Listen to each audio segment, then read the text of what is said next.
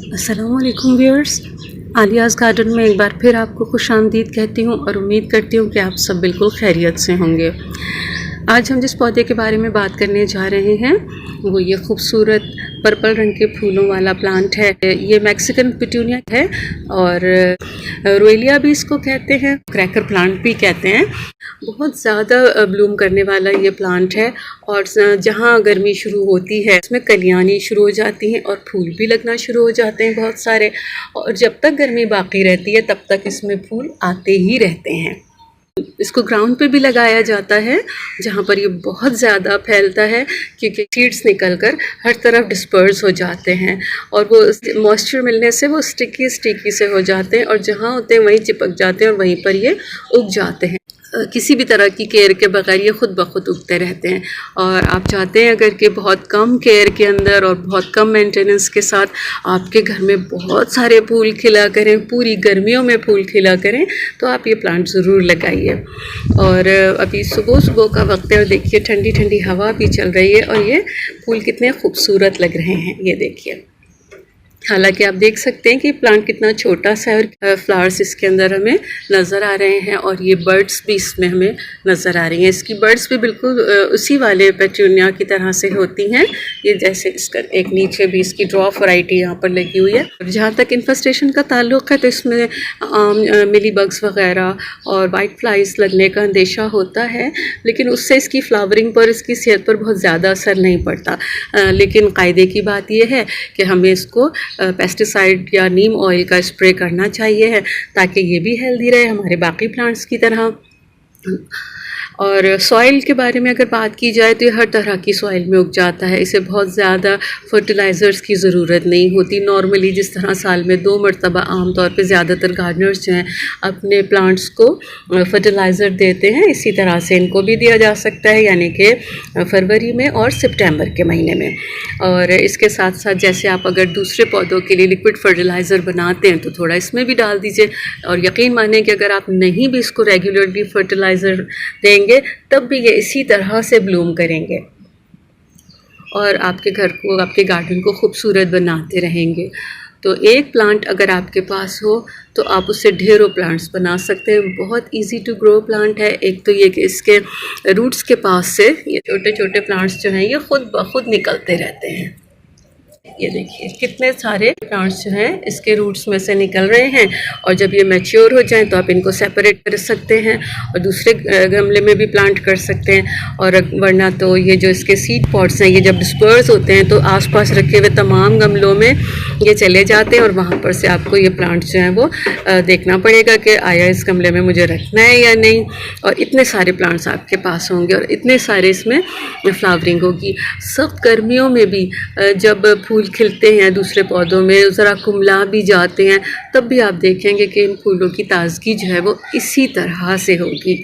बहुत ही खूबसूरत और लो मेंटेनेंस प्लांट है ये और इसको वाइल्ड पेटूनिया भी कहते हैं। पेटूनिया की बेतहाशा अक़साम हैं, उन्हीं में से ये एक माना जाता है। और इससे भी वाइल्ड आमतौर पे लोग उन पौधों को कहते हैं जो खुद ब खुद बढ़ते हैं, जिनमें पब्स बहुत निकलते हैं या जिसके सीड डिस्पर्स होकर बहुत जल्दी जो है वो नए पौधे में तब्दील हो जाते हैं।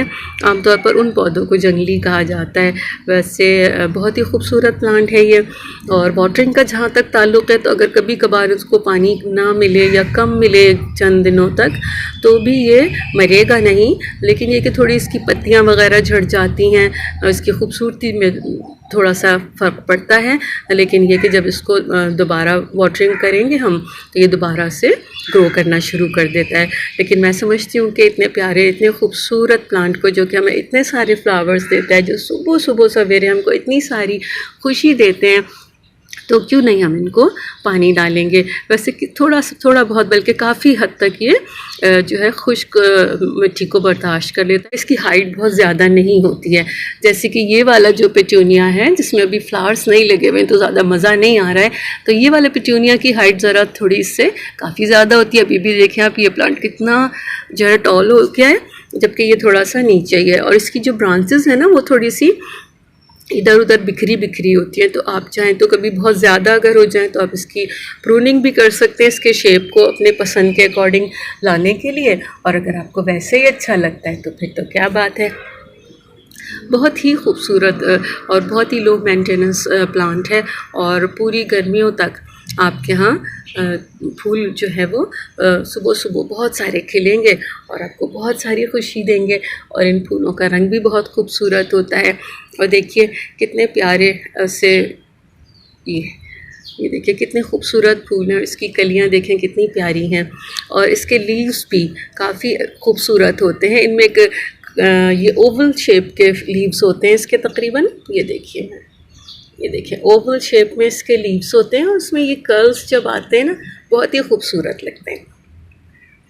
विंटर में क्या होता है कि इसमें फ्लावरिंग तो नहीं होती है, लेकिन इसके पत्तों की खूबसूरती जो है ना उसकी वजह से ये हमारे गार्डन की खूबसूरती में इजाफा ही करता रहता है।